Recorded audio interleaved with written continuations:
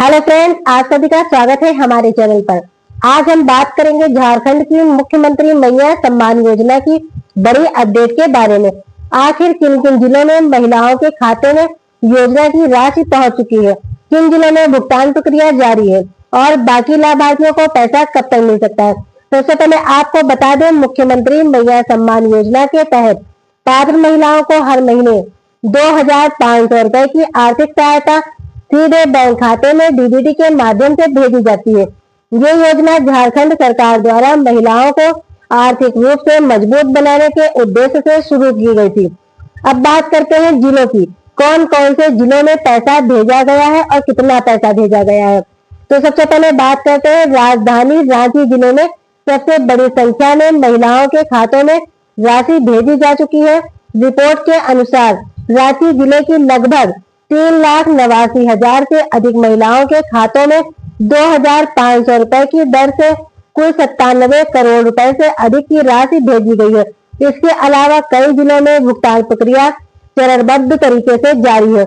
इनमें से मुख्य रूप से रांची, धनबाद, बोकारो, देवघर, गिरिडीह, हजारीबाग, पलामू, गढ़वा, चतरा, रामगढ़, दुमका, जामताड़ा, साहिबगंज, पाकुड़, पूर्वी सिंहभूम, सरायकेला, खरसावा ऐसे कई जिले इसमें शामिल है और कई जिलों में बड़ी संख्या में लाभार्थियों को भुगतान मिल चुका है, जबकि कुछ लाभार्थियों का भुगतान सत्यापन प्रक्रिया के कारण लंबित है। सबसे बड़ा सवाल, किन महिलाओं को अभी तक पैसा नहीं मिला है। यदि आपके खाते में अभी तक राशि नहीं आई है तो इसके पीछे कुछ मुख्य कारण भी हो सकते हैं। जैसे पहला कारण है आधार कार्ड बैंक खाते से लिंक ना होना, दूसरा कारण है ई-केवाईसी अधूरी होना, तीसरा कारण है आवेदन में नाम, जन्म तिथि या बैंक विवरण में त्रुटि होना या गलती होना, चौथा कारण है दस्तावेज सत्यापन लंबित होना, पांचवा कारण है जिला प्रशासन द्वारा लाभार्थी सूची का पुनः सत्यापन किया जाना। तो अब समझना यह है कि ये जो दिक्कतें हैं इनको दूर कैसे किया जाएगा, उस पर भी बात कर लेते हैं। यदि आपका आधार कार्ड बैंक खाते से लिंक नहीं है तो उसे लिंक कराने के लिए ये प्रक्रिया अपनानी होगी। सबसे पहले जिस बैंक में आपका खाता है उसकी शाखा में जाएं और आधार सीडिंग का आधार लिंकिंग फॉर्म भरें। उसके बाद आधार कार्ड की फोटोकॉपी, बैंक पासबुक की फोटोकॉपी या खाता संख्या ये आपको देना होगा। उसके बाद मोबाइल नंबर, यदि बैंक में अपडेट नहीं है तो उसे भी अपडेट करवा लें। इसके बाद भरा हुआ फॉर्म दस्तावेज बैंक कर्मचारी को जमा करें। बैंक आपके आधार नंबर को आपके खाते से जोड़ देगा। आमतौर पर आधार को बैंक खाते से लिंक होने में 3 से 7 दिन का टाइम लग जाता है। कुछ मामलों में इसमें 10 से 15 दिन का भी समय लग जाता है। अब लिंक हुआ या नहीं ये कैसे जांचना है, बैंक खाते में जाकर के आप पूछ सकते हैं। बैंक शाखा में जाकर के आपको पता करना होगा कि आपका खाता आधार से लिंक हुआ या नहीं।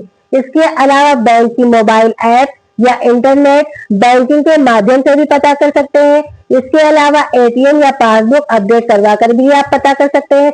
इसके अलावा बैंक के ग्राहक सेवा नंबर पर कॉल करके भी आप पता कर सकते हैं।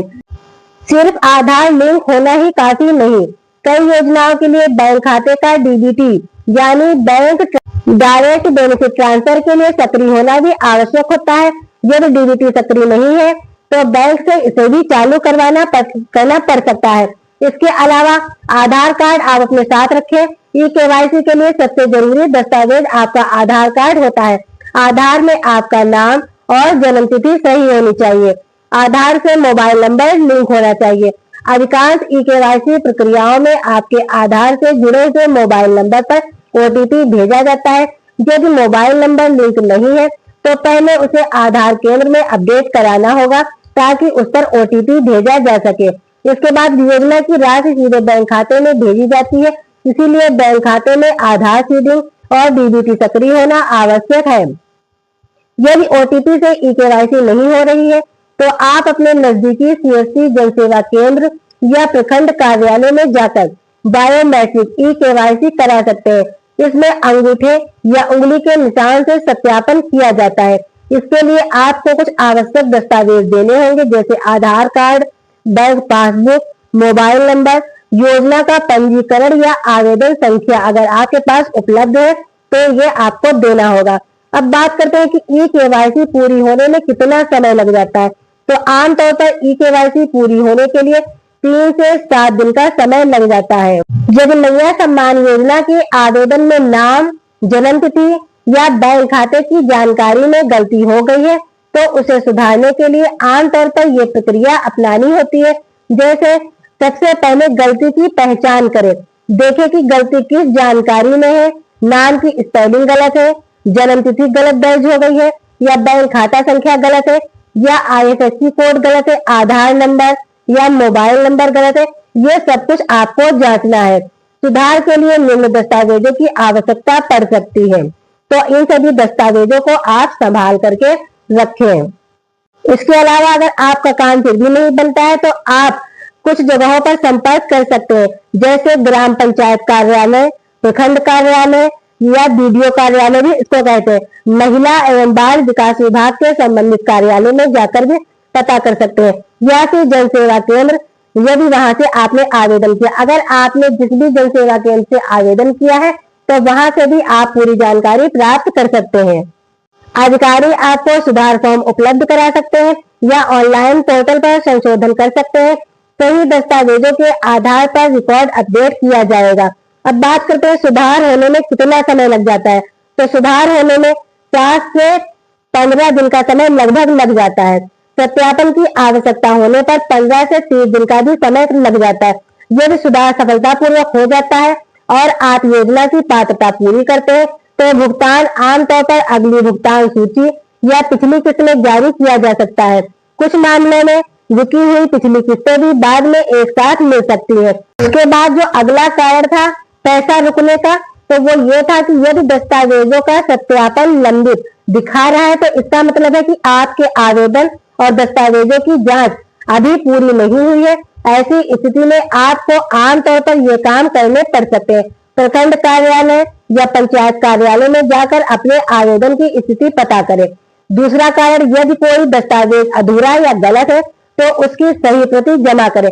मतलब कि अगर कोई दस्तावेज अधूरा है तो उसकी फिर से दोबारा से कॉपी करें, ओरिजिनल कॉपी से निकाल के दोबारा कॉपी करें और उसको जमा करें। यह सुनिश्चित करें कि आधार कार्ड सही है या नहीं, बैंक पासबुक में नाम और खाता सही है या नहीं, मोबाइल नंबर आपका चालू है और आधार से जुड़ा हुआ है तो ठीक है, अगर नहीं जुड़ा है तो आपको ये जुड़वाना होगा। यदि ई-केवाईसी नहीं है तो उसे भी पूरा करवा ले। यदि अधिकारियों द्वारा अतिरिक्त दस्तावेज मांगे जाते हैं तो उन्हें समय पर जमा करना भी जरूरी होता है, इसलिए अगर आपने जमा नहीं किया है तो उसको भी जमा करें। इसके बाद है अगला कारण, जिला प्रशासन द्वारा लाभार्थी सूची का पुनः सत्यापन होना। तो मैया सम्मान योजना जैसी योजनाओं में यह प्रक्रिया आमतौर पर इस प्रकार की जाती है।